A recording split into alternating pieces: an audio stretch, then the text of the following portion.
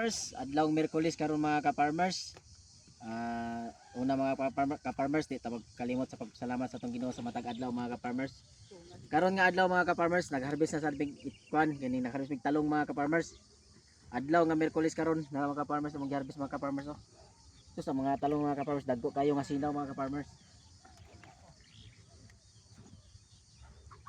Mga ka-farmers. Sa 2, 3, 4, 5. 5 ang mga harbisan mga ka-farmers, ikaunom ko ka-farmers.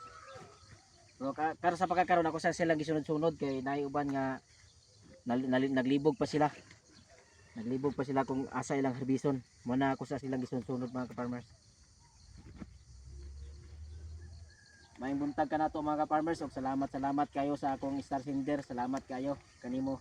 Ako na kay itong tabang nako. Ug salamat kayo sa pagtan-aw ninyo sa akong video. Salamat kayo mga ka-farmers.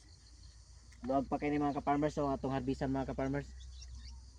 Mga ka-farmers.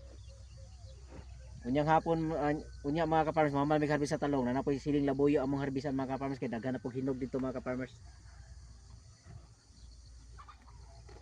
Mga ka-farmers. Linaw siya. Kana uli ko nga now.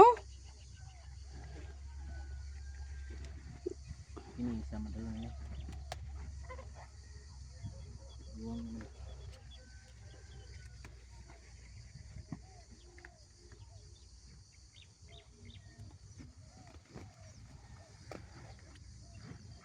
okay mga ka-farmers, dili na ta ko to ba tong video. Daghan kayong salamat mga ka-farmers ug dili ta kalimot og pagpasalamat sa atong Ginoo mga ka-farmers. Kanunay atong daygon, kanunay ang atong Ginoo mga ka-farmers. Daghan kayong salamat mga ka-farmers. Ug dalaygon nato kanunay ang atong Ginoo mga ka-farmers.